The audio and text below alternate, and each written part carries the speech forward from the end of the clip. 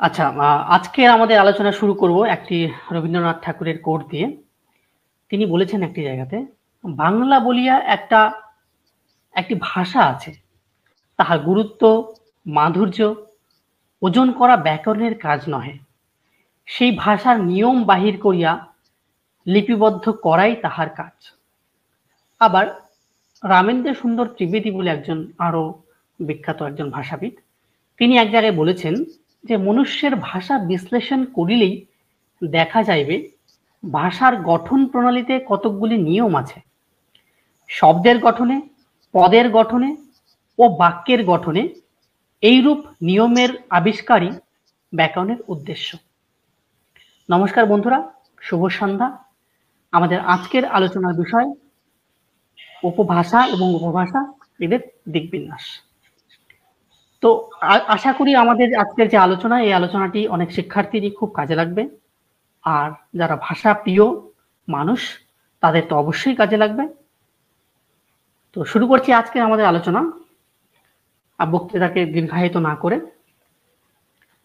ভাষা বলতে যে জিনিসটা আমরা সাধারণত বুঝে থাকি, সেটা হচ্ছে ভাব প্রকাশের একটা বাহন। এর আগে আমি বলে রাখি, আমাদের একটা এর আগে লাইভ হয়েছিল মাতৃভাষা নিয়ে।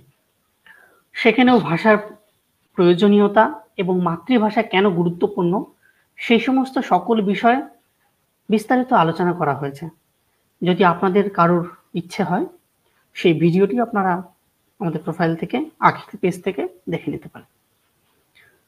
তো আজকের যে জায়গাটি আমাদের আলোচনার বিষয়, ভাষা এবং উপভাষা এদের নিয়ে। তো ভাষাকে ইংরেজিতে ল্যাঙ্গুয়েজ বলি, আর বচন বলে একটা কথা রয়েছে আমাদের, যেটাকে ইংরেজিতে আমরা স্পিচ বলি। তো ভাষা বললাম ভাব প্রকাশের একটা বাহন, অর্থাৎ আমি বা বক্তা এবং শ্রোতা এই দুজনের মধ্যে যে সেতু বন্ধন করা হয়, সেটা ভাষা দিয়েই। মানব সভ্যতার মূল উপাদানটাই হলো ভাষা, যেটা আমরা জন্মকাল থেকে লাভ করি। এই বিষয়ে বলে রাখা ভালো যে মানব শিশু আমাদের এই মানব সমাজে জন্মে বেড়ে ওঠে বলেই ভাষা শিখতে পারে। এই মানব শিশুই যদি জঙ্গলে জন্মে পশুদের সঙ্গে যদি বা পশুদের দ্বারা সেখানে লালিত পালিত হয়ে তার মানে সে বেড়ে ওঠে, তাহলে সে কিন্তু মানুষের মতো ভাষা বলতে পারবে না। সে তখন ইঙ্গিতের একটা জায়গাতে বা পর্যায়ে চলে যাবে, যেখানে ইঙ্গিতই হবে তাদের একটা ভাষা।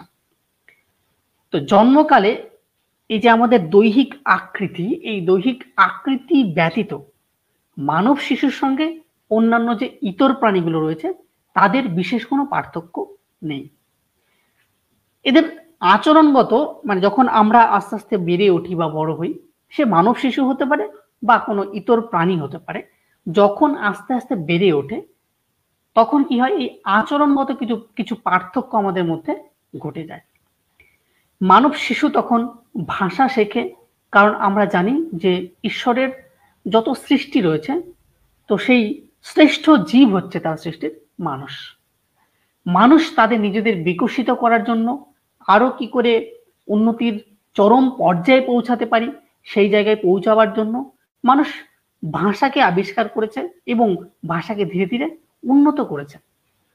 তো এই যে একটা বিকাশ, এই বিকাশ ভূমিষ্ঠ হওয়া থেকে তার বেড়ে ওঠার, যে বড় হয়ে ওঠে, এই সময়টার মধ্যে যে দৈহিক চাহিদাগুলো রয়েছে, এই চাহিদাগুলোকে প্রকাশ করবার জন্যই প্রাথমিকভাবে কিন্তু আমরা কি করে থাকি, নানা রকম অঙ্গভঙ্গির দ্বারা বা হাসি কান্নার দ্বারা বা মুখের নানা রকম ভাব প্রকাশ, এগুলোর সাহায্যেই কিন্তু আমরা কিছু অভাষামূলক আচরণ করে থাকি। তারপরে যখন বয়স বাড়তে থাকে ধীরে ধীরে, তো সেই বয়স বাড়ার সঙ্গে সঙ্গে তখন মানব শিশু কি করতে থাকে, ভাষার সাহায্যে তখন তার এই যে চাহিদাগুলো রয়েছে মানুষের মনের মধ্যে বা সেই শিশুটির মনের মধ্যে, যে ব্যথা, আনন্দ, এই যে এগুলো প্রকাশ করার যে জায়গাগুলো, সেগুলো সেই সময় তার মধ্যে ডেভেলপ হতে থাকে। তো এক কথায় যদি আমরা বলি, তাহলে বলতে পারি যে শিশুর অভিযোজনের অন্যতম একটি উপায় হচ্ছে ভাষা। একজন শিক্ষক, যার দায়িত্ব হলো শিশুকে গড়ে তোলা। এবার শিক্ষকটাকে আমরা জানি যে আমাদের প্রথম শিক্ষক হচ্ছেন মা। মায়ের কাছ থেকে আমরা সমস্ত কিছু শিক্ষা লাভ করে থাকি বা আমরা শিখে থাকি। তো এই যে একটা প্রসেস, যেখানে গৃহে থেকে বা বাড়িতে থেকে আমরা কিছু শিখছি আমাদের বাড়ির মানুষের মাধ্যমে বা পরিবারের অন্যান্য সদস্যদের মাধ্যমে। তো সেই ক্ষেত্রে আমাদের যে মাতৃভাষা, অর্থাৎ আমাদের বাবা মা, ভাই বোন বা বড় যারা, তারা যে ভাষাতে কথা বলছেন সেই ভাষাতেই তখন কি হয়, মানে আমরা তখন আস্তে আস্তে শিখতে শুরু করি। তো রবীন্দ্রনাথ ঠাকুর একটি জায়গায় বলেছিলেন যে শিক্ষায় মাতৃভাষা মাতৃদুগ্ধ স্বরূপ। মায়ের দুধ যেমন একটি সন্তানের জন্য অত্যন্ত আবশ্যক প্রয়োজনীয়, ঠিক তেমনি ভাবেই মাতৃভাষাতেও একজন শিশু খুব ভালো করে তাকে রপ্ত করতে পারে এবং ভাব প্রকাশ করতে পারে। অর্থাৎ এতে কি হয়, আমাদের যে মনের ভাবগুলো প্রকাশ সেগুলো খুব সহজ হয় এবং পূর্ণাঙ্গ হয়ে থাকে। তো এক্ষেত্রে বলে রাখা ভালো, এই যে মেকানিজমটা হচ্ছে, এটা অন্যান্য শ্বাস প্রশ্বাসের মতো অটোমেটিক্যালি কিন্তু হয় না। আমরা শ্বাস প্রশ্বাস যেমন কবার মিনিটে নিচ্ছি, কবার ছাড়ছি, এগুলো কিন্তু হিসেব আমরা রাখি না। এটা একটা অটোমেটিক বা অটোমেশন একটা প্রসেস বা স্বয়ংক্রিয় আমরা বলতে পারি। কিন্তু আমাদের ভাষার ক্ষেত্রে আমরা যতটা মার্জিত হব, আমাদের ভাষা ততই উন্নত হবে। তো সেক্ষেত্রে কিন্তু আমাদের প্রত্যেকেরই শিক্ষা, রুচি, স্ট্যান্ডার্ড এগুলো বিশাল বড় একটা ভূমিকা পালন করে। তো এতক্ষণ এই ভাষা সম্পর্কে আমি কয়েকটি কথা বললাম। এই ভাষার বাইরে আরেকটি জিনিস রয়েছে, সেটা হচ্ছে উপভাষা। তো ভাষাকে যদি আমরা বলে থাকি যে ভাষা হচ্ছে আমাদের এই ভাব প্রকাশের মাধ্যম, তো তেমনি ভাবে আমরা উপভাষাকে বলতে পারি এর একটা প্র্যাকটিক্যাল রূপ। ভাষা একটা বৃহৎ ক্ষেত্র, একটা জনগোষ্ঠী কিছু ধ্বনি সমষ্টিকে তারা গ্রহণ করে সেগুলোকে নিয়ে তারা নিজেদের মধ্যে তথ্যের আদান প্রদান করে বা মনের ভাব প্রকাশ করে। আর উপভাষা বলে যে জিনিসটা বলছি, ইংরেজিতে যাকে বলা হয় ডায়ালেক্ট, সেটা কিন্তু একটা প্র্যাকটিক্যাল রূপ, অর্থাৎ ভাষার যে প্র্যাকটিক্যাল রূপ সেটাই হচ্ছে উপভাষা। প্রত্যেক ভাষাতেই কিছু উপভাষা বা ডায়ালেক্ট থাকে। আমাদের বাংলা ভাষাতেও তেমনি কিন্তু 5টি ডায়ালেক্ট রয়েছে বা উপভাষা রয়েছে: রাঢ়ী, বঙ্গালী, ঝাড়খণ্ডী, কামরূপী, ওকে, এবং বরেন্দ্রী। এই 5টি উপভাষা কেন্দ্র করেই আমাদের বাংলা ভাষার যে আদর্শ ছাদ সেটি গড়ে উঠেছে। এবার আজকের ডেটে দাঁড়িয়ে যে ভাষাতে আমি কথা বলছি বা আর যারা কথা বলছে, এটাকে একটা আদর্শ ভাষা, বাংলা ভাষা বলা হয় বা মান্য চলিত ভাষা বলা হয়। এই ভাষাটি কিন্তু একদিনে গড়ে ওঠেনি। আমরা যদি আমাদের বাংলা ভাষার শুধুমাত্র ইতিহাসের দিকে তাকাই বা লক্ষ্য করি, তাহলে আমরা দেখব যে আমাদের ভাষার যে প্রাচীনতা সেটা খুব বেশি নয়। জানি আমরা যে সংস্কৃত ভাষাই হচ্ছে আমাদের ভারতীয় বিভিন্ন আমাদের যে ভাষাগুলো রয়েছে দ্রাবিড় বাদ দিয়ে, তো সেই ভাষাগুলি হচ্ছে জননী ভাষা। আমাদের যখনই শব্দ ভাণ্ডারে মানে হাত টান পড়েছে বা আমরা যখনই সুযোগ পেয়েছি যেমন যেমন ভাবে, তেমনি তেমনি আমরা সংস্কৃত ভাষা থেকে ভাষা ঋণ আমরা গ্রহণ করেছি। এইভাবে করে করে আমরা আমাদের যে মাতৃভাষা অর্থাৎ বাংলা ভাষা, এই ভাষাটাকে আমরা পরিপুষ্ট করে তুলেছি। তো এই যে বাংলা ভাষার রেস বা দৌড় খুব প্রাচীন নয়, এটা মোটামুটি নবম দশম শতাব্দীতে আমরা দেখে থাকবো। চর্যাপদ বলে যে একটি বই আবিষ্কার করেছিলেন হরপ্রসাদ শাস্ত্রী মহামহোপাধ্যায়, তো সেই বই আবিষ্কারের পরে আমরা, সেটা যদিও অনেক পরে, সেই ব্রিটিশ পিরিয়ডে বিংশ শতাব্দীতে 1907 এবং 1909 আমাদের দুটো বই, শ্রীকৃষ্ণ কীর্তন, চর্যাপদ, এগুলো বাংলা ভাষার যে প্রাচীনতা, আদিমতা, এগুলোর একটা মাইলস্টোন বলা যেতে পারে। সেখানে যে ভাষাকে আমরা দেখেছিলাম, যেমন একটি পদ আমি বলবার চেষ্টা করছি: কায়াতরুবার পঞ্চবিডাল চঞ্চল চিয়ে পৈঠ কাল দৃঢ় কৌড়ি মহাসুহ পরিমাণ লুই ভানায় গুরু পুচ্ছিও জান। তো এই যে লুই পদের একটি পদ আর কি।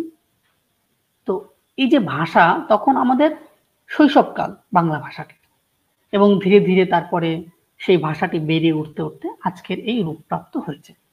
তো বেসিক্যালি আমাদের যে এই মান্য চলিত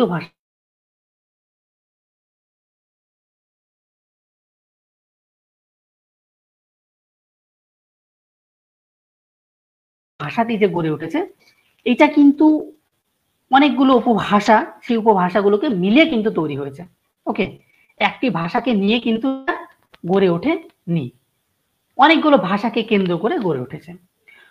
তো বিষয়টা হচ্ছে এই মান্য চলিত যে ভাষা, এই ভাষাটা হচ্ছে আমাদের বেসিক্যালি নবদ্বীপের যে যে এলাকাটা রয়েছে, হ্যাঁ, বা নদিয়া ডিস্ট্রিক্ট, নদিয়া নবদ্বীপ বা গঙ্গা বা ভাগীরথীর যে শাখাটি রয়েছে তার তীরবর্তী যে অঞ্চল, সেদিক দিয়ে যেমন যেমন করে প্রবাহিত হয়েছে, তো সেখানকার মানুষ, যেহেতু আমরা যদি দেখি বা লক্ষ্য করি, সেখানকার মানুষ মানে আমাদের প্রাচীন কাল থেকে বা প্রাচীন সময় থেকে আমাদের বেঙ্গলের যদি পার্টটুকুকে দেখি, তো সেখানকার মানুষ শিক্ষিত এবং তারা মানে উচ্চবিত্তের, তো কাজেই তার একটা ইনফ্লুয়েন্স সমাজে থাকে।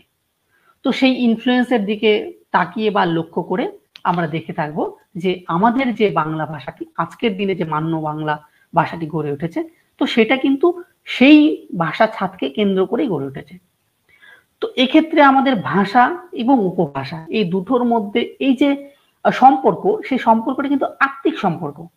মানে উপভাষা বিহীন একটা ভাষা কখনোই গড়ে উঠতে পারে না বা সম্ভব নয় একটা ভাষাকে গড়ে ওঠার। তো এরা হচ্ছে, যদি ভাষা যদি আমরা বলতে পারি একটা দেহ, তো উপভাষা হচ্ছে সেই দেহটির নানা অঙ্গ প্রত্যঙ্গ, হাত পা চোখ কান ইত্যাদি ইত্যাদি, এগুলোকে মিলেই একটা ভাষা বা একটা সম্পূর্ণ দেহ গড়ে ওঠে।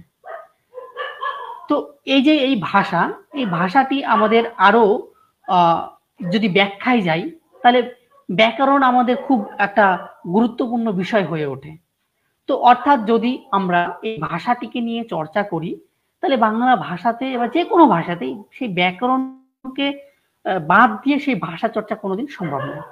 তো আমাদের ব্যাকরণের যে মেইন ভাগগুলো রয়েছে বা বিভাগগুলো রয়েছে, সেগুলো হচ্ছে এক বর্ণনাত্মক ব্যাকরণ, যেটাকে ইংরেজিতে আমরা বলে থাকি ডেসক্রিপটিভ গ্রামার, আর একটা হচ্ছে ঐতিহাসিক ব্যাকরণ বা হিস্ট্রিক্যাল গ্রামার।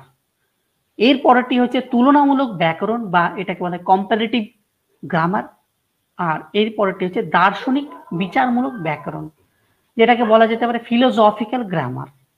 ওকে, তো এই যে ভাগগুলো রয়েছে আমাদের, তো এই ভাগগুলো আমাদের আমাদের এই যে ভাষাকে, একটা ভাষাকে যথাযথভাবে বিশ্লেষণ করার জন্য এবং তার আনুষঙ্গিক যে উপভাষাগুলো রয়েছে সেগুলোকে আরো নিখুঁতভাবে ভাষার সঙ্গে একসঙ্গে সম্পর্কিত করে এগিয়ে নিয়ে যাওয়ার যে প্রচেষ্টা, সেই প্রচেষ্টাই এদের ভীষণ গুরুত্ব রয়েছে। অর্থাৎ ভাষাকে আমরা এইভাবে অ্যানালাইসিস বা আলোচনা করতে পারি।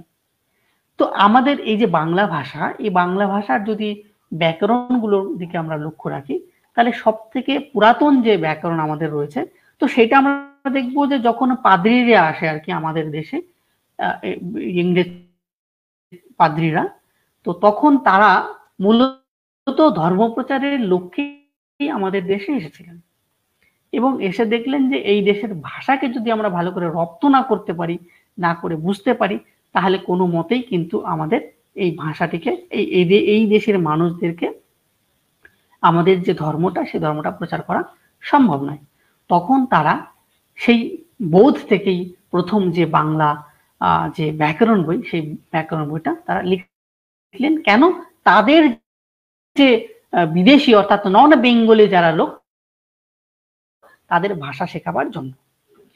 তো প্রথম পর্তুগিজ যে পাদ্রী মনুয়েল দা আসুনসাউ, তিনি লিখেছিলেন ভোকাবুলারিও ইডিওমা বেঙ্গলি ই পর্তুগিজ।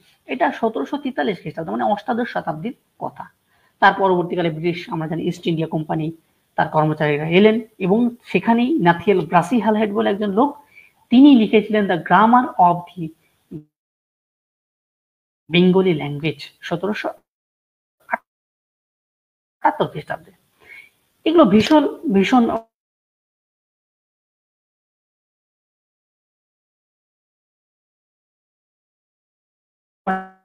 উল্লেখযোগ্য এক একটা ঘটনা। কিছু জন বিংস হটন ব্যাকরণ তাদের মধ্যে উঠলেন, এটা মোটামুটি নবম শতাব্দীতে, ওটা 1833 খ্রিস্টাব্দের থেকে শুরু করে ধীরে ধীরে তারপরে বিদ্যাসাগর লিখেছিলেন ব্যাকরণ কৌমুদী, বর্ণপরিচয়, এগুলো রবীন্দ্রনাথ ঠাকুর পরবর্তীকালে লিখেছিলেন, রামেন্দ্র সুন্দর ত্রিবেদী, হরপ্রসাদ শাস্ত্রী, প্রমোদ চৌধুরী প্রমুখ। আমরা যত আধুনিক পর্যায়ের দিকে আসব তত দেখতে থাকবো যে এরকম অনেক ভাষাতাত্ত্বিক রয়েছে যারা আমাদের বাংলা ভাষাকে কি করে আরো উন্নতির চরম শিখরে, পরম শিখরে নিয়ে যাওয়া যায় সেই বিষয়ে তারা ভাবনা চিন্তা করেছেন, এবং সেই ভাবনা চিন্তার ফসল হিসাবে আমাদের ভাষার আজকের যে রূপ সেই রূপকে আমরা পেয়েছি। এইবার আমাদের যে এই ব্যাকরণ, এই ব্যাকরণের যে বিষয়বস্তুগুলো রয়েছে সেগুলো হচ্ছে মূলত ধ্বনিতত্ত্ব, যাকে আমরা ইংরেজিতে ফোনোলজি বলে থাকি। এছাড়া হচ্ছে রূপতত্ত্ব, যেটাকে আমরা মরফোলজি বলে থাকি, এবং আরেকটা সব থেকে বৃহৎ যে রূপ সেটাকে বলা হয় বাক্যতত্ত্ব বা সিনট্যাক্স। এখানে সকলের জ্ঞাতার্থে জানিয়ে রাখি যে আমার যে কোনো ভাষা, আমরা আজকে বাংলা ভাষা নিয়ে চর্চা করছি, এই ভাষা সম্পর্কে বলবো। আমাদের এই বাংলা ভাষাটি সবচেয়ে ক্ষুদ্রতম যে প্রকরণ বা রূপ সেটা হচ্ছে ধ্বনি, আর সব থেকে বৃহত্তম যে ভাষার আমাদের রূপ সেটা হচ্ছে বাক্য বা সিনট্যাক্স, যাকে আমরা বলে থাকি বাক্যতত্ত্ব। এছাড়াও আরো বেশ কিছু ব্যাকরণের বিষয়বস্তু রয়েছে, যেমন শব্দ ভান্ডার বা যাকে লেক্সিকন বলে থাকি, তাছাড়া বাগধারা বা ইডিয়ম, শব্দার্থ বা সেমেন্টিক ইত্যাদি, যেগুলো আমাদের আলোচনার এক একটা কিন্তু জায়গা রাখে। তো যাই হোক, এবার আমি বিটুকে বলবো, বিটু তুই আলোচনাটাকে একটু এগিয়ে নিয়ে চল।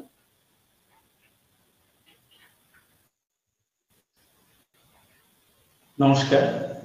আজকের বিষয়টি ছিল বাংলা ভাষা এবং বাংলা উপভাষার বিভিন্ন দিক বৈচিত্র্য।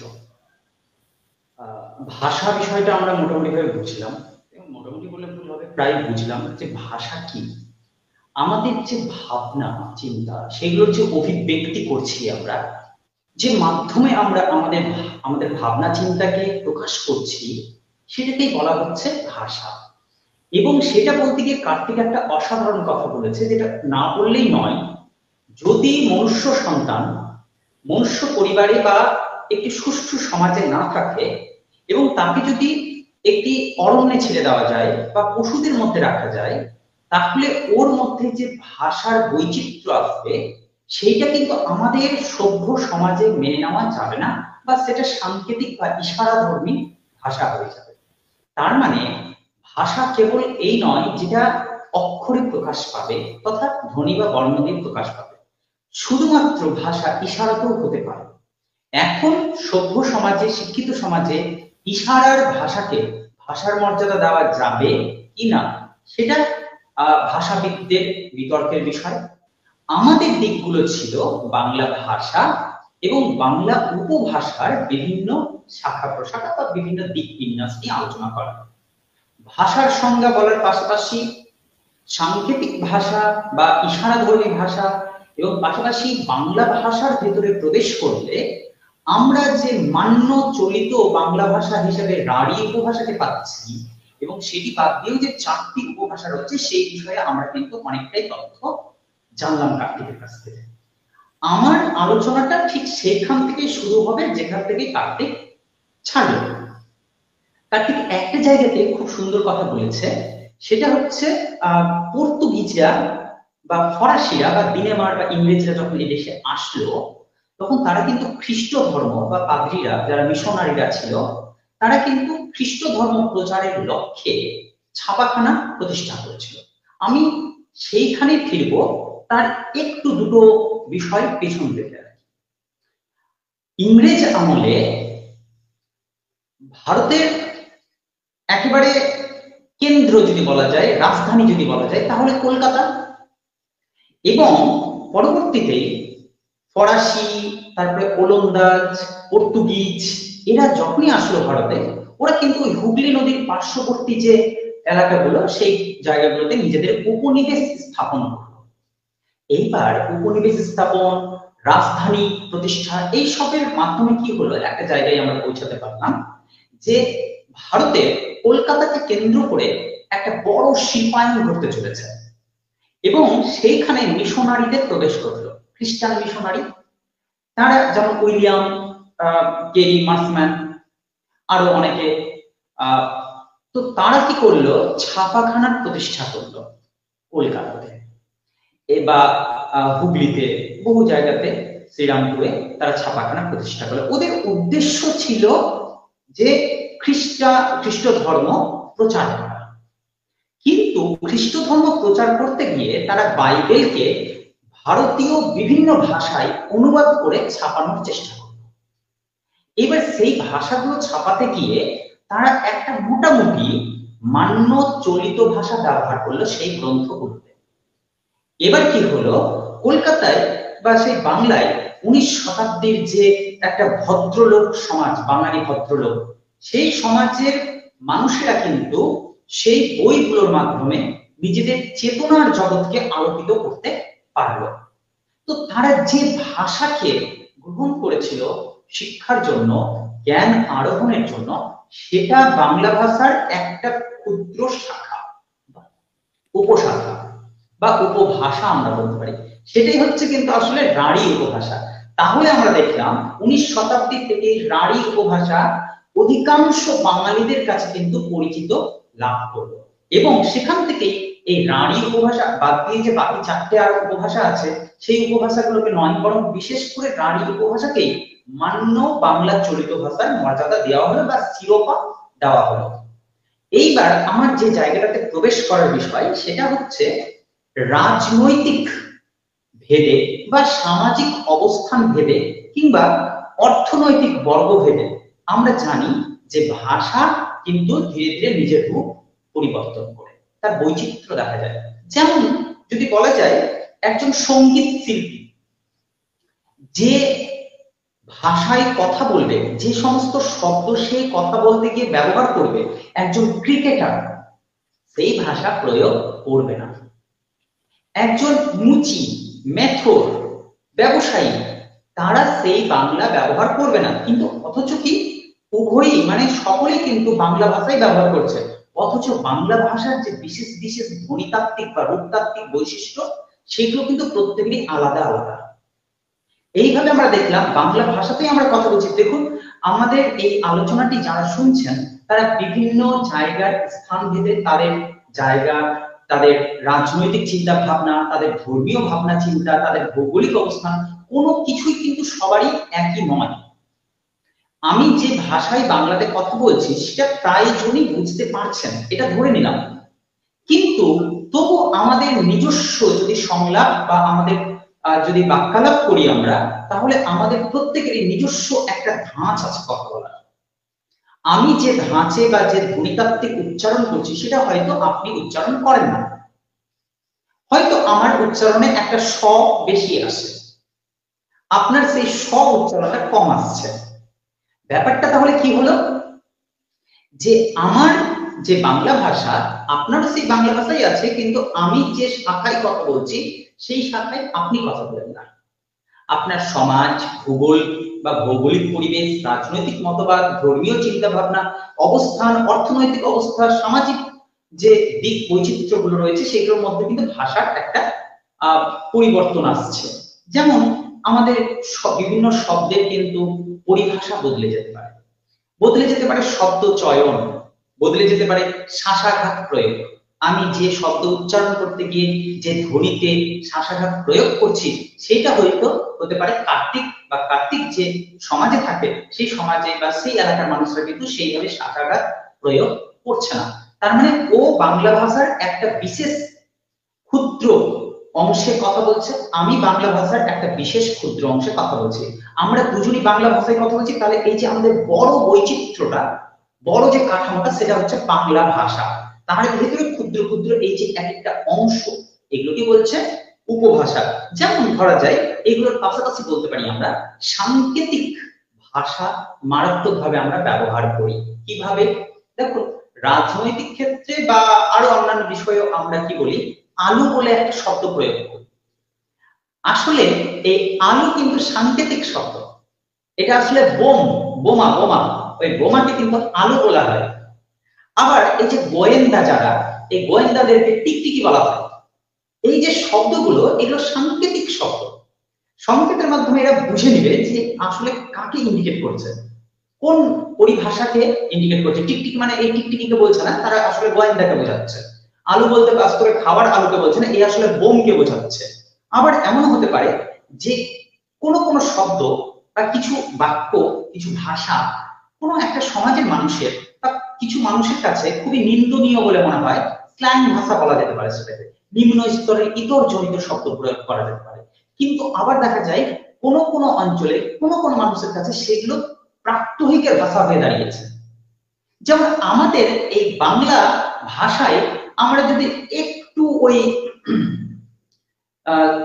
শ্রীকৃষ্ণ কীর্তনের ক্ষেত্রে চলে যায়, সেই যুগে মধ্যযুগে, তো মহিলারা নিজেদের পরস্পরের মধ্যে কথা বলতে গিয়ে লো বলে একটা শব্দ উচ্চারণ করতো, লো, তুমি কোথায় যাচ্ছ লো, এই রকম যে লো এর ব্যবহার, সেটা দিন দিন কিন্তু সরে গেল। সেই কাঠামোটা, সমাজ পরিবর্তন হচ্ছে, শিক্ষা দীক্ষায় পরিবর্তন আসছে, ভাষা শব্দ প্রয়োগও কিন্তু পরিবর্তন আসছে, সেই লো হয়ে গেল কিন্তু মহিলাদের মধ্যে তে।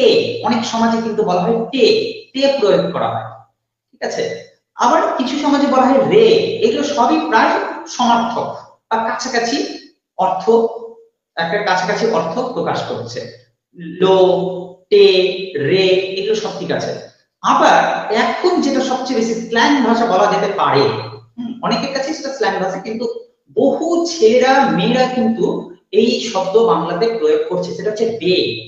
এই যে রে, বে, তে, লো, এগুলো এক একটা সময়ে সমাজ বিষয়ে বলতে পারেন, সমাজ ভেদে, অর্থনৈতিক অবস্থা ভেদে, যেমন যে অর্থনৈতিক অবস্থায় মানুষ হচ্ছে, যেমন সংস্কৃতির মধ্যে মানুষ হচ্ছে, তার কাছে কিন্তু শব্দ চয়ন, শব্দ ভান্ডার এক এক রকমের। সবার শব্দ ভান্ডার কিন্তু একই রকম নয়, অথচ আমরা সবাই বাংলাতেই কথা বলছি। এইটা একটা দিক আছে।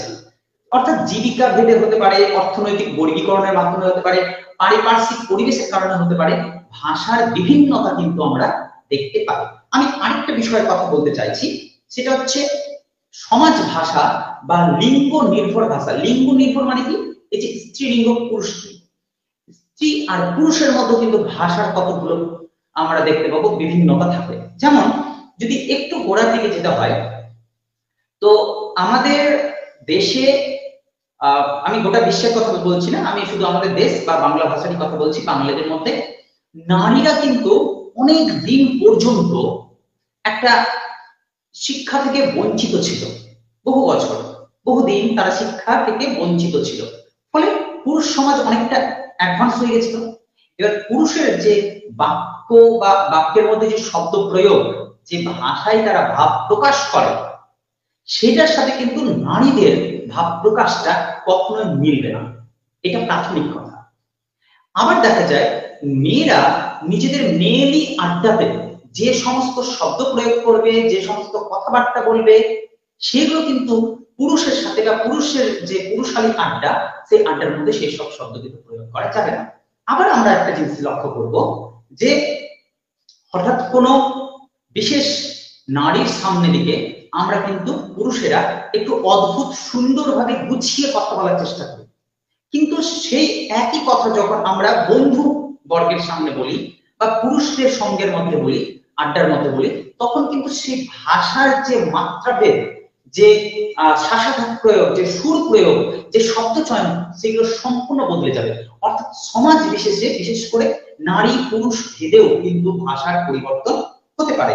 যেমন ধরেন আগের যে বিভিন্ন 19 শতকের যে নাট্যকাররা, তারা যখন নাটকগুলো রচনা করেছেন, সেখানে যে সংলাপগুলো দেখানো গেছে, পুরুষের সংলাপের তুলনায় কিন্তু নারীর সংলাপগুলো খুবই আবেগী হয়, একটু দুর্বল দুর্বল হয়। ওটা যেন একটু মেয়েলি স্বভাবের, একটু ক্রন্দনধ্বনি শোনা যাবে তাদের সংলাপে, একটু আবেগজনিত কথা বলবে, কিন্তু পুরুষ যখন উঠবে কথা বলবে, তখন তার মধ্যে একটা অদ্ভুত বলিষ্ঠতা প্রকাশ্যে আসবে। এই যে একটা দিক, এই দিকটাকে কিন্তু অধ্যাপক সুকুমার সেন বলেছেন ওমেন্স ডায়ালেক্ট বা মেয়েলি কথ্য ভাষা। কিন্তু বর্তমানে যদি বলা যায়, শিক্ষায়, দীক্ষায়, জীবিকাতে, সমস্ত ক্ষেত্রে নারী আর পুরুষ কিন্তু প্রায় সমগোত্রীয় হয়ে উঠেছে। অর্থাৎ তাদের মধ্যে যে এখন সংলাপের যে ভাষা, যে শব্দ প্রয়োগ, তাতে কিন্তু খুব একটা কম বেশি বা ভেদাভেদ কিন্তু দেখা যায় না। এখন প্রচুর মেয়েরা, তারা কিন্তু পুরুষের অনেক স্তরে, অনেক স্থানের পুরুষের থেকে অনেক সভ্য এবং মর্যাদা সম্পন্ন শব্দ প্রয়োগ করে, এবং চমৎকার সংলাপের মধ্যে দিয়ে তারা কথাবার্তা প্রকাশ করতে পারে বা ভাব বিনিময় করতে পারে। এই জায়গাগুলো আছে। তাহলে আমার প্রধান বিষয় ছিল যে বাংলা ভাষার এতগুলো উপভাষা থাকতে মূলত ওই রাঢ়ী উপভাষাটি কেন মান্য চলিতের জায়গা পেল। দ্বিতীয় বিষয় ছিল যে সমাজ ভেদে, অর্থনৈতিক অবস্থা ভেদে বা ভৌগোলিক অবস্থান ভেদে বা রাজনৈতিক অবস্থানের ভেদাভেদের কারণে কিন্তু ভাষার অনেক পরিবর্তন হয় বা সাংকেতিক ভাষা আছে, স্ল্যাং কিছু ল্যাঙ্গুয়েজ ব্যবহার করি আমরা। আবার এগুলোর পাশাপাশি ছিল লিঙ্গ ভেদে, মানে সমাজ ভাষা বিষয়ে কিন্তু একটা পার্থক্য তৈরি হয়। পুরুষ আর স্ত্রীর মধ্যে যে কথোপকথন, সেখানে যে শব্দ প্রয়োগ গুলো হয়, ভাষা প্রয়োগ হয়, তার মধ্যে কিন্তু অনেক কি বলবো ভাষার ভেদ আছে। এগুলোর পাশাপাশি আমি আরেকটা বিষয় নিয়ে কথা বলবো, সেটা হচ্ছে উপভাষাগুলোকে নিয়ে একটু কথা বলা খুব জরুরি। যে 5টি উপভাষার কথা কার্তিক বলেছে, সেই উপভাষাগুলো সম্পর্কে আমি একটা অন্য জায়গা নিয়ে কথা বলবো। এটা আমার খুব মনে হয়েছে এবং আমি চর্চাও করলাম রিসেন্ট, এবং সেটা দেখলাম যে সত্যই এই বিষয়গুলো রয়েছে। ধরে নিলাম পুরুলিয়ার প্রত্যন্ত গ্রামের মানুষরা যে বাংলায় কথা বলে, একেবারে শিওর যে কাছাড়ের দিককার যে মানুষরা সেই ভাষা হয়তো বুঝে না। একই বাংলা ভাষাতেই সবাই কথা বলছে, কিন্তু ওর ভাষা ওরা বোঝে না। যেমন আমি আমারই বাড়ির বা আমাদের পাড়ার আশপাশের যে পাড়াগুলো, মুসলিম এলাকাগুলো, সেই মুসলিম এলাকার যে ভাষা শব্দ প্রয়োগ তা আমি সঠিকভাবে বুঝতে পারি না। আবার পার্শ্ববর্তী যে সাঁওতাল পরগনা অঞ্চলগুলো বা সাঁওতালি যে গ্রামগুলো, সে তাদের যে ভাষা আমি বুঝতে পারি না। অথচ আমরা একই সাথে থাকছি, একই সমাজে থাকছি, একই রাজনৈতিক পরিসরের মধ্যে আমরা বড় হচ্ছি, মোটামুটি কাছাকাছি অর্থনৈতিক অবস্থা আমাদের রয়েছে, কিন্তু আমাদের মধ্যে একটা ভাষার ভেদাভেদ তৈরি হচ্ছে। কেন হয়েছে সেটা? আর এটার মাধ্যমে কি তাহলে আমাদের সত্যি সত্যি ভাষার কোনো যোগসূত্র নাই? আছে। যেমন সিংভূম বা পশ্চিম বাঁকুড়ার যদি কথা বলা যায়, সেখানকার মানুষরা কিন্তু বঙ্গালী ভাষা তেমন বা বঙ্গালী উপভাষা কিন্তু একেবারে বোঝে না। কিন্তু যদি উত্তর 24 পরগনায় চলে যাওয়া যায়, সেখানকার মানুষরা কিন্তু বঙ্গালী উপভাষা যথেষ্ট বোঝে। আবার যদি মেদিনীপুরে চলে যায়, মেদিনীপুরের মানুষেরা কিন্তু ওড়িয়া ভাষা বুঝতে পারে, কিন্তু যে মান্য ওড়িয়া ভাষার যে চলিত মান্য রূপটা, সেই সম্পর্কে তারা অভিজ্ঞ নয়, ততটা জানে না তারা। অথচ ওদেরকে মান্য চলিত ভাষা তথা রাঢ়ী উপভাষার কথা জিজ্ঞাসা করা যায়, ওরা ঠিক বুঝতেও পারবে, বলতেও পারবে। অর্থাৎ আমি আমার বাড়ির পাশের যে মুসলমান পাড়া, তার বাড়ির পাশে যে শেরশাহ বাদিয়া অঞ্চলগুলো বা বাদিয়া এলাকা, বা তার বাড়ির পাশে বা তার সেই পাড়ার পাশে যখন সাঁওতাল অঞ্চলগুলো, প্রত্যেকেই আমরা হয়তো বাংলাতেই কথা বলছি, অথচ আমরা পরস্পরের ভাষা বুঝতে পারছি না। কিন্তু একটা ভাষা, একটা উপভাষা আছে যেটা আমরা প্রত্যেকে বলতেও পারবো, আমরা প্রত্যেকে বুঝতেও পারবো। সেই মান্য ভাষাটি হচ্ছে গিয়ে রাঢ়ী উপভাষা। যেমন বরেন্দ্রী অঞ্চলের মানুষরা বা বরেন্দ্রী উপভাষার যে মানুষরা, তারা ঝাড়খণ্ডী উপভাষা হয়তো জানে না, কিন্তু তারা রাঢ়ী উপভাষাকে স্পষ্টভাবে বুঝতে পারে, বলতেও পারে। আবার যদি কামরূপী উপভাষার মানুষদের কাছে পৌঁছে যাওয়া যায়, তারা হয়তো ঝাড়খণ্ডী উপভাষা সম্পর্কে স্পষ্ট তাদের কোনো ধারণা নেই, অথচ তারা রাঢ়ী উপভাষা সম্পর্কে জানে, বলতেও পারে, বুঝতেও পারে, ভাব বিনিময়ও করতে পারে। অর্থাৎ এইভাবে অনেকগুলো উপভাষা বা 5টি উপভাষার মধ্যে নিজস্ব কোনো মেলবন্ধন না থাকলেও একটি উপভাষা আছে যে সমস্ত উপভাষাগুলোকে শৃঙ্খলিত বা বন্ধনের মধ্যে আটকে রাখছে। তাই এই যে উপভাষার মধ্যে বন্ধন তৈরি হলো, এটাকে বলা হচ্ছে উপভাষা শৃঙ্খল, এটাকে বলা যায়। শেষ আমি আরো একটা পার্ট নিয়ে কথা বলে আমি আমার ক্ষুদ্র আলোচনা শেষ করব। আমার মনে হয়েছে সম্প্রদায় ভেদে বা ধর্মীয় সম্প্রদায় ভেদেও কিন্তু ভাষা বা শব্দ প্রয়োগে একটা বিভিন্নতা দেখা যায়। কেমন ভাবে ব্যাপারটা হতে পারে? ধরুন যে আমাদের এই বাংলা ভাষা ব্যবহার হচ্ছে পশ্চিম বাংলাতে, আর একটা পূর্ব বাংলা মানে বর্তমান বাংলাদেশে ব্যবহার হচ্ছে, কেমন? এইবার এই পূর্ববঙ্গের যে শব্দ প্রয়োগ আর পশ্চিম বাংলার যে শব্দ প্রয়োগ, তার মধ্যে কিন্তু অনেক বিভিন্নতা দেখা যেতে পারে। যেমন পশ্চিম বাংলায় আমি হয়তো একটা বাক্যতে বললাম যে তুমি আজ ইউটিউবে আলোচনা শুনতে এসেছো বটে। এই যে আমি বাক্যটার মধ্যে বটে শব্দটা প্রয়োগ করলাম, পূর্ব বাংলার মানুষরা কিন্তু, বাঙালিরা কিন্তু এই বটে শব্দ প্রয়োগ করে না, বরং তাদের কাছে কানে একটু খাটো লাগে শুনতে। এটা হতে পারে ভৌগোলিক সীমানার কারণে। কিন্তু আবার ধর্মীয় সাম্প্রদায়িকতার ভিত্তিতেও কিন্তু শব্দ প্রয়োগ হয় বা বিভিন্নতা দেখা যায় ভাষাতে। কিভাবে? পূর্ববঙ্গের বাঙালিরা, বিশেষ করে মুসলমানরা, তারা কিন্তু কি বলে, জলকে জল বলে না, ওরা বলে পানি। পানি, আব্বা, আম্মু, নানা, নানি এইসব শব্দ প্রয়োগ করে, চাচা। কিন্তু পশ্চিম বাংলায় অধিকাংশ হিন্দুদের মধ্যে কিন্তু এই শব্দটা প্রয়োগ হয় না। তারা বলে জল, বলে বাবা, মা, দাদু, দিদা, কাকু। এই যে ধর্মীয় বা সম্প্রদায় ভেদে বা ভৌগোলিক সীমানার ভেদাভেদের কারণে কিন্তু ভাষার রূপ পরিবর্তন হয়। সম্প্রদায় ভেদেও হয়, সামাজিক কারণেও হয়, আবার সাংস্কৃতিক পরিমণ্ডল। একজন চোরের পরিবারে যে সন্তান জন্মগ্রহণ করলো, আর একজন ডাক্তারের পরিবারে বা একজন অধ্যাপকের পরিবারে যে সন্তান জন্মগ্রহণ করলো, এই 3 সন্তানের ভাষা, তাদের আচার ব্যবহার, তাদের সংলাপ, তাদের শব্দ ভান্ডার একই রকম হবে না। তাই পরিবেশ ভেদেও সাংস্কৃতিক পরিমণ্ডলের কারণেও কিন্তু ভাষা পরিবর্তন হয়। এত রকমের রূপভেদ আছে। এটা যে কোনো ভাষাতেই হতে পারে, যে বিষয়গুলো আমি বললাম সেটা যে কোনো ভাষাতেই হতে পারে। কেবলমাত্র যখন উপভাষাগুলো নিয়ে আলোচনা করলাম সেটা কেবলমাত্র বাংলা ভাষার ক্ষেত্রে। যারা স্টুডেন্টরা আছে তাদের বোঝার সুবিধার জন্য আমি এত ভেঙে বলছি, কিন্তু যারা অ্যাকচুয়াল ব্যাপারটাকে বোঝে তারা নিশ্চয়ই বুঝতে পারবে যে আমি যে বিষয়টিকে ইঙ্গিত করতে চাইছি সেটা হচ্ছে ভাষা। আমরা বাংলাতে কথা বললেও বাস্তবে আমরা কেউই বাংলাতে কথা বলছি এমনটা বুঝতে পারবো না, কারণ আমরা মূলত বাংলা ভাষাকে খুঁজে পাবো না।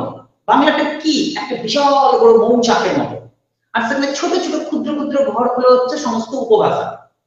যদি উপভাষাগুলোকে ধরতে যাই তাহলে সম্পূর্ণ মৌচাকটাই হচ্ছে উপভাষা। বিভিন্ন ধরনের উপভাষা মিলে তৈরি হয়েছে একটা বড় রূপ, যেটাকে আমি বললাম ভাষা, তাই না? তো আমি এইরকম ভাবে ভাষা এবং উপভাষার দিক বিন্যাসগুলো করলাম। আমার এখানেই আলোচনা থামছি, আমি আমার আলোচনা থামাচ্ছি। কার্তিক সমাপ্তি ঘোষণা করবে তার নিজস্ব আলোচনা দিয়ে। একদমই ঠিক। বিটু যেভাবে বর্তমানে এই কয়েক মিনিটের আর কি আলোচনায় যে বিষয়টি সবচেয়ে ভালো করে তুলে ধরলো, যে প্রত্যেকটি উপভাষার ভৌগোলিক অবস্থান, কোথায় কোথায় ভৌগোলিক অবস্থানের থেকে কোথাকার মানুষেরা কোন ধরনের উপভাষার সঙ্গে যুক্ত রয়েছে, এইটা একটা দিক। আর পাশাপাশি হচ্ছে উপভাষা বা এই যে ভাষার যে বিভিন্নতাগুলো রয়েছে আমাদের একটি ভাষার মধ্যে থেকেই, হ্যাঁ, এই ভাষার মধ্যে যে বৈচিত্র্য বা ভেরিয়েন্ট গুলো দেখতে পাচ্ছি, সেটা কিভাবে আমরা বুঝতে পারছি হয়তো বলতে পারছি না। তার প্রধান কারণটা হচ্ছে আমরা একই শরিক, মানে আমরা যে যে ভাষাটায় যে আদর্শ রূপে আমরা কথা বলছি, এই আদর্শ রূপটি তৈরি হয়েছে অন্যান্য গোষ্ঠীকে নিয়ে। এবার উপভাষা ভাষা যদি একটা বিশাল বড় জনজাতিকে নিয়ে তৈরি হয়, তাহলে উপভাষা হচ্ছে তার মধ্যে ক্ষুদ্র ক্ষুদ্র জনগোষ্ঠী। এবার সেই ক্ষুদ্র ক্ষুদ্র জনগোষ্ঠীর মধ্যেও আবার উপভাষা যেমন রয়েছে বা ডায়ালেক্ট যেমন রয়েছে, তেমনি আবার লোকভাষাও রয়েছে। লোকভাষা, এই পরিভাষাটা এরকম যে লোকভাষাটা হচ্ছে ধরে নিতে পারি আমরা কোনো একটা ফ্যামিলি, ঠিক যেমনটি বললি যে সম্প্রদায় ভেদেও বা ধর্মীয় আচরণের ক্ষেত্রেও লক্ষ্য করা যায় যে ভাষার বা উপভাষার মধ্যে একই উপভাষার মধ্যে বিভিন্নতা। যেমন পানিকে জলকে পানি বলছে, তা পানি বলবো না জল বলবো বাংলা ভাষাতে, এই নিয়ে অনেক ভেদ রয়েছে। চর্যাপদে যদি যাই আমরা, তাহলে সেখানে কিন্তু আমরা জলকে পানি অর্থেও ব্যবহার করতে দেখেছি, ঠিক আছে? তো আমাদের ঢেন্ডন পদের একটা পদে রয়েছে আর কি, সেখানে সেখানে জলকে পানি অর্থে ব্যবহার করা হয়েছে। কিন্তু অনেকেই মনে করে যে পানিটা যেহেতু ফার্সি ভাষার প্রভাব অনেকটা মুসলিম সম্প্রদায়ের মধ্যে লক্ষ্য করা যায়, সেই কারণে হয়তো এই পানি কথাটি এসেছে। আবার যদি আমরা বাংলাদেশেই অর্থাৎ এই বঙ্গালী উপভাষাতেই যদি বিভিন্ন জায়গাতে চলে যাই, পানিকে আবার অনেকে হানি বলে। নোয়াখালী এলাকায় যদি যাই তাহলে পানিকে হানি বলে। এক্স্যাক্টলি। তো হ্যাঁ, তো অ্যাকচুয়ালি এক একটা উপভাষার মধ্য থেকেও এই যে বিভিন্ন লোকভাষাগুলো রয়েছে, হ্যাঁ, এটা কিন্তু মানে তার ভৌগোলিক আরো নিখুঁত যদি আমরা পরিসংখ্যান দেখি, তাহলে আরো নিখুঁত আমরা পরিসংখ্যান এইভাবে পেতে পারি যে যেমনটি আমরা কামরূপী উপভাষাকে যদি দেখি, তাহলে আমরা একদম উত্তরবঙ্গ, উত্তর দিনাজপুর থেকে শুরু করে আমাদের এখানে কিন্তু যে লোকাল ভাষাটি রয়েছে, সেই ভাষায় কিন্তু যে ভাষায় আমি কথা বলছি এর সঙ্গে মিল নেই, সম্পূর্ণ আলাদা। আচ্ছা, হ্যাঁ, এই তো আমি জল আর হ্যাঁ বিষয়ে বাংলাদেশের যে প্রসঙ্গটা আনলি, ওইখানে আমার একটা কথা মনে পড়ছে, আমি জানি না যে এটা কারেক্ট হবে কিনা। লালন শাহ ফকিরের একটি গান আছে যে, জলের উপর পানি না, পানির উপর জল, বল খোদা বল, বল খোদা বল। আচ্ছা, এখানে কি সেই রকম একটা দিক আছে যে ভাষার পরিবর্তন নাকি ধর্মীয় পরিবর্তন, সেখানে সাম্য প্রতিষ্ঠা, এরকম কি কোনো মেসেজ আছে? এখানে হ্যাঁ, এখানে একদমই তাই। এখানে মেসেজটা এটাই যে অনেক ক্ষেত্রেই লক্ষ্য করা যায় যে ধর্মীয় আচরণ ভেদে তারা ভাষার একটা নির্দিষ্ট শব্দ, যেটা সিমেন্টিক্স এর মধ্যে আসে আরকি। একটা ভাষার মধ্যে আমি ঠিক কোন শব্দগুলোকে গ্রহণ করব, সেটাও কিন্তু আমার সম্প্রদায়ের লোক বা আমার আশেপাশের লোক ঠিক করে। মানে এটা ভাষা, উপভাষার হচ্ছে প্রধান বৈশিষ্ট্য হচ্ছে একটা নির্দিষ্ট মানুষ তারা গ্রহণ করেছে সেই ভাষাটিকে, যে হ্যাঁ এই ভাষাতে বা এই ধ্বনিগুলো, নির্দিষ্ট ধ্বনিগুলো দিয়ে আমরা কথা বলবো বা এই নির্দিষ্ট শব্দগুলো দিয়ে আমরা কথা বলবো। তো এই এরপরে আমরা ধ্বনির কোনোদিন একটা মানে পার্টিকুলার ধ্বনি নিয়েই আমরা একটা আলোচনায় আসবো হয়তো। মানে ভাষা তো বিশাল বড় একটা ক্ষেত্র, যেখানে আলোচনার কোনো শেষ নেই। বড় বড় ভাষাবিদরা আলোচনা করে সমাপ্ত করতে পারেনি, আমরা তো কোন ছাড় সেখানে। তো তবুও ধ্বনি নিয়ে যদি আলোচনা করা যায়, ধ্বনি নিয়ে বিশাল বড় একটা আলোচনা হবে। তো সেইখানে আমি দেখানোর চেষ্টা করব এই যে শব্দগুলো কি করে পানি থেকে হানি হয়ে যাচ্ছে, হ্যাঁ? তো সেগুলো কিংবা আরো অনেক জায়গা রয়েছে, যেমন হ্যাঁ, যেমন কালি থেকে কাইল হচ্ছে, কাল থেকে কাল হচ্ছে, করিয়া কইরা করে কি করে হচ্ছে, কিংবা এই যে এক একটা ভাষার মধ্যে বিভিন্ন শব্দের কি করে বিবর্তনগুলো হচ্ছে বা ধ্বনির পরিবর্তনগুলো কি, সেই আলোচনায় আসবো। তো আমি কয়েকটা উদাহরণের মাধ্যমে আমাদের এই কি বলে বিভিন্ন যে উপভাষাগুলো রয়েছে ভৌগোলিকভাবে, আমি আর বিস্তারিত যাচ্ছি না। তুই ভৌগোলিক অবস্থান খুব সুন্দরভাবেই বলেছিস। তো এবার শুধুমাত্র আমি কয়েকটা একটা এক্সাম্পলের মাধ্যমে আমি বিভিন্ন উপভাষার যে পরিবর্তনগুলো সেগুলো বোঝাবার চেষ্টা করব। বঙ্গালী উপভাষায় একজন বলছেন, সে একজন চাকররে দায়িকা জিজ্ঞাসা কইল, ইয়ার মানে কি? সে কইল, তোমার বাই আইছে, তারে তারে বালে বালে পাইয়া তোমার বাপে এক খাওন দিছেন। তার এই যে বঙ্গালী উপভাষা, এটা বিশেষত যারা এই উপভাষার সঙ্গে যারা রিলেটেড বা কানেক্টেড, তারা খুব ভালোবাসতে, তারা খুব ভালো বুঝতে পারবেন।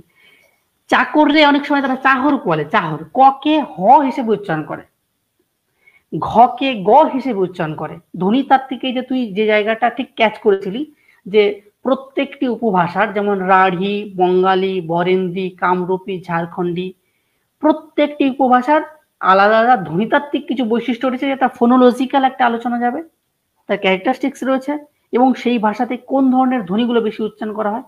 আবার পাশাপাশি রূপতাত্ত্বিক বৈশিষ্ট্যগুলো রয়েছে, সেগুলো আলোচনা করলে অনেক বড় হয়ে যাবে, মানে সম্ভব হবে না 1 ঘন্টার লাইভে। তো যাই হোক, এইটা এই ধ্বনিতাত্ত্বিক দিকগুলো কিন্তু এই বিভিন্নতাগুলো রয়েছে। যেমন চাকরকে তারা চাহর বলছে, চাহর মানে ককে হ বলছে, চাহরের ডাইকা মানে সে একজন চাহরের ডাইকা জিজ্ঞাসা করলো ইয়ার মানে কি। যখন এই কথাটি বলছি আমরা, এটা আবার বরেন্দ্রী উপভাষায় যখন চলে যাবে তখন বলবে যে তার একজন চেঙ্গারক ডাকেয়া পুছ করিল, ইগলা কি? তখন তার তাক কইল, তোর ভাই আইছে, তোর বাপ তাক ভালে ভালে পায়া একটা বড় ভান্ডারা করছে। এখানে মানে মনে করিয়ে দিই, আমরা যখন ইউনিভার্সিটিতেই পড়ছিলাম তখন বিশেষত বরেন্দ্র উপভাষার যে মূল জায়গাটা বরেন্দ্র ভূমি, অর্থাৎ দিনাজপুর, মালদার কিছুটা অংশ রয়েছে, মুর্শিদাবাদের কিছুটা অংশ রয়েছে। তো এই দক্ষিণ দিনাজপুরের লোকেরা কিন্তু এই ধরনের অ্যাকসেন্টে বা এই ধরনের এতে কথা বলতো, যে তাক কইলাম, হ্যাঁ তোর বাপক কইলাম, এই ধরনের মানে এগুলো। চ্যাংরা, ছেলেকে বলতো চ্যাংরা, হুম, বা চাকরকে বা যেটাকে আমরা বঙ্গালী ভাষায় চাহর বলছি সেটাকে চেঙ্গারক বলছেন। পুচ করিল, এই ধরনের জিজ্ঞাসা করা কি পুচ করা, এই যে ধ্বনিতাত্ত্বিক বা আমাদের যে রূপতাত্ত্বিক জায়গাগুলোর বিভিন্নতা রয়েছে, এটা সত্যি এই বৈচিত্র্যটা সত্যি আমাদের ভাষাকে আরো বেশি মধুর করে তুলেছে। আবার এই একই জিনিস যখন আমরা কামরূপী উপভাষায় যাব তখন বলা হচ্ছে, হে একজন চাকরকে ডাইক্কা জিঘাইল, এ হক্কল ইতা কিয়র? হে তাকে কইল, তোমার ভাই বাড়িত আইছে। এখানে যে লক্ষ্য করবেন, ভাইকে এরা বলছে বাই, অর্থাৎ ভকে কামরূপীতে কিংবা বঙ্গালীতেও আমরা দেখতে পারি বিভিন্ন জায়গাতে যে সেখানে ভকে ব বলে উচ্চারণ করা হয়। হ্যাঁ, অর্থাৎ অল্প প্রাণ করে, এখানে ক্ষীণায়ন হয়, ধ্বনিতাত্ত্বিক বা ধ্বনির আলোচনায় আমরা সেগুলো বলবো। তো সেখানে বলছে যে তোমার বাড়িত আইছে, এর লাইগা তোমার বাপ বরখানি দিয়েছন, কারণ তারে ভালা আপতা ফিরা পাইছন। তো এটা হচ্ছে কামরূপী, মানে উত্তরবঙ্গের যে জায়গাটুকু রয়েছে, উত্তর দিনাজপুর থেকে শুরু করে একবারে বেঙ্গলের শেষ সীমানা অবধি, এটা কিছুটা বাংলাদেশের রংপুর ডিস্ট্রিক্ট কিছুটা পড়ে এই ক্ষেত্রে। হ্যাঁ, অর্থাৎ পাহাড়ি যে এলাকার।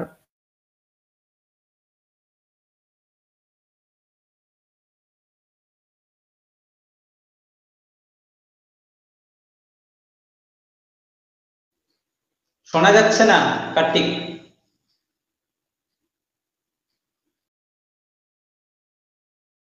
আজকে আমরা যে বিষয়গুলো নিয়ে আলোচনা করলাম, বাংলা ভাষা, বাংলা ভাষার বিভিন্ন দিক বিন্যাস, কিভাবে বাংলা ভাষা ধীরে ধীরে এগিয়ে আসলো আমাদের কাছে সেই চর্যাপদের সময় থেকে। কার্তিকের আলোচনাতে আমরা দেখলাম যে চর্যাপদের যুগ, সেখানকার অনেকগুলো বেশ কয়েকটা শ্লোকও আমরা শুনলাম। আমি শ্রীকৃষ্ণ কীর্তনের আলোচনা করলাম, এবং তারপরে আমরা আধুনিক যুগে এসে দেখলাম যে কিভাবে কলকাতাকে কেন্দ্র করে আমাদের রাঢ়ী উপভাষা কেন্দ্রীয় বা মান্য বাংলা চলিত ভাষার রূপ পাচ্ছে, এবং তারপরে অনেকগুলো ধ্বনিতাত্ত্বিক আর রূপতাত্ত্বিক বিষয় নিয়ে আলোচনা আমাদের চললো। তো আজকের এই আলোচনাটি আমরা এখানেই শেষ করব, এবং এরপরে আমরা আবার নতুন নতুন বিভিন্ন বিষয় নিয়ে আলোচনা করব, আলোচনা নিয়ে আসবো প্রত্যেক সপ্তাহে শনিবার করে রাত্রি ঠিক 9টার সময়। তো যেসব দর্শক বৃন্দরা আপনাদের মূল্যবান সময় দিয়ে আমাদের এই আলোচনাগুলো শুনছেন প্রতি সপ্তাহে, এবং যারা শেয়ার করছেন, লাইক করছেন, কমেন্ট করে আমাদেরকে জানাচ্ছেন এবং উৎসাহ দিচ্ছেন, আমরা বিশেষ কিছু করতে পারি বা না পারি এই দেশ কাল বা সমাজের জন্য, আমরা একটা গঠনমূলক কাজ করার চেষ্টা করছি, আলোচনা করছি।